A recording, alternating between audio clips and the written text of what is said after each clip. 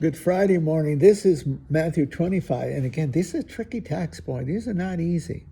Okay? I'll read it to you. Jesus told his disciples this parable: the kingdom of heaven will be like 10 virgins who took their lamps and went out to meet the bridegroom.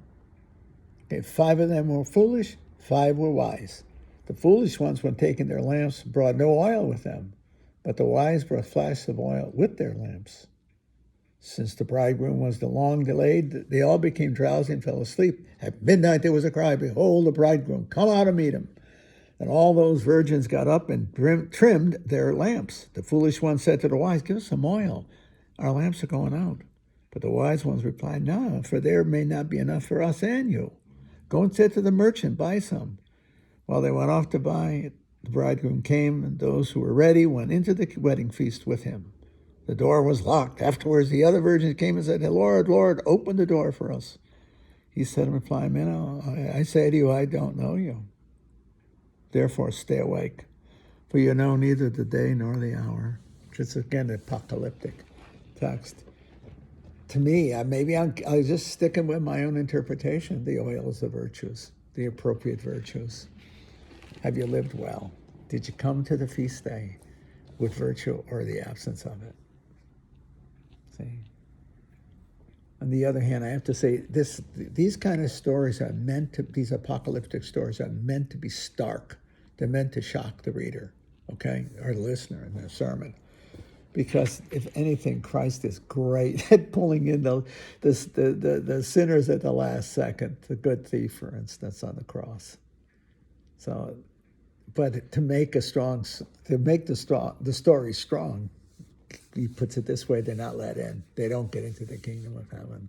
Do I think they're going to get in? What do I know? The kicker at the point of the story is one has to be ready to enter. One has to be ready when the judgment comes. One has to have the appropriate virtues to be responsive to the love of Christ when he comes as the bridegroom.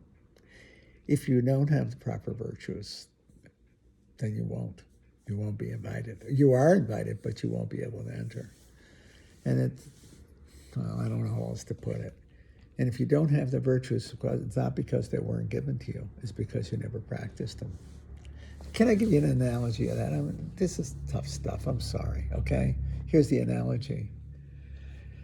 And people like Aristotle saw their habits of the heart. You acquire them by doing over a lifetime. You acquire habits of generosity, human sensitivity, love.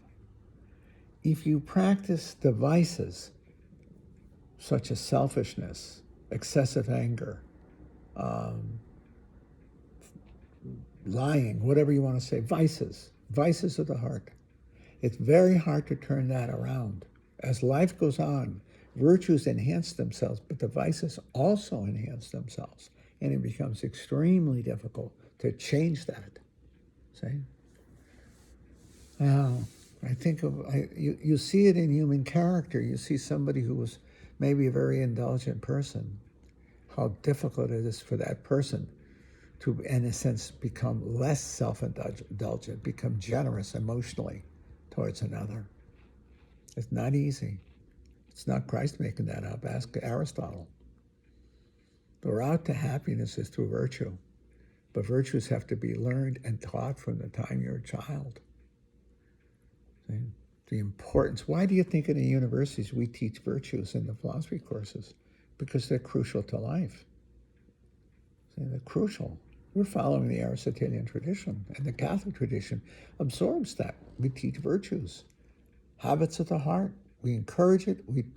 We do everything in our power to pass that on so that people will live virtuous lives. Their lamps are full of oil. And so at the given moments when Christ comes as the bridegroom, and that's the moment whenever those virtues are required, a moment of generosity, a moment of tenderness, a moment of compassion, forgiveness, proper anger, those virtues are there. One responds.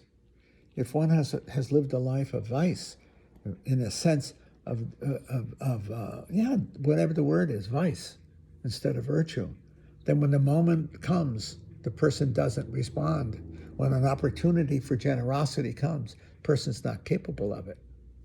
They fall back from it. It's not because they're condemned to it, it's because they have built habits of, of self-indulgence. They don't see, they don't have the capacity, the easy capacity, that's the word you want, is the easy capacity to respond appropriately.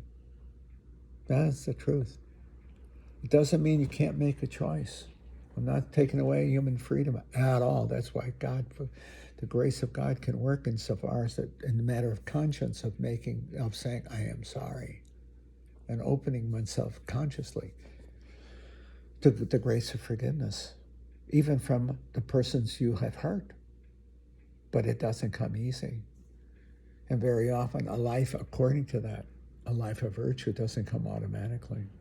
Aristotle said the life of virtue comes by a life of virtue. You have to keep living it. And you see that. You see with people who are generous from they acquire I think of that virtue of generosity because it counters the selfishness. And if there's a prime vice that wrecks human life, it's selfishness. An inordinate love of oneself. It makes you a very, very bad friend, let alone a spouse, because you're not capable of the intimacy of giving yourself to another. You may say you do, but in fact you won't. You'll always choose yourself before the good of yourself or the good of another, and therefore you lose both. You get more vice-ridden, more vicious, as it were, internally. Yeah, that's the truth. That is the truth. You learn as much from the ancient Greeks. They worried about how to make a good citizen. That was Plato and Aristotle. They're geniuses. And they recognized the virtues, especially Aristotle, the virtues were so crucial to good human living. Christ transforms good human living into the kingdom of heaven. But it's still habits of the heart, now graced by the Holy Spirit. But the Holy Spirit cannot make you virtuous. Make you virtuous. Virtue is freely chosen in the course of one's life.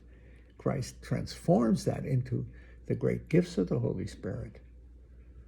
But he can't force it. I don't know how else to put that.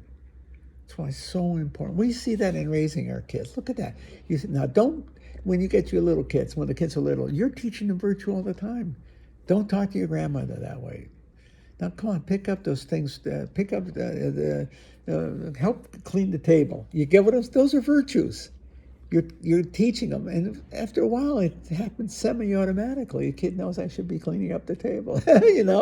That's why we do it. We do it to make them human, humanly acceptably beautiful. Christ transforms that into the eternal. And I think that's what this whole thing is about. Those women, the 5 virgins that didn't have oil, had no virtues. They were selfish.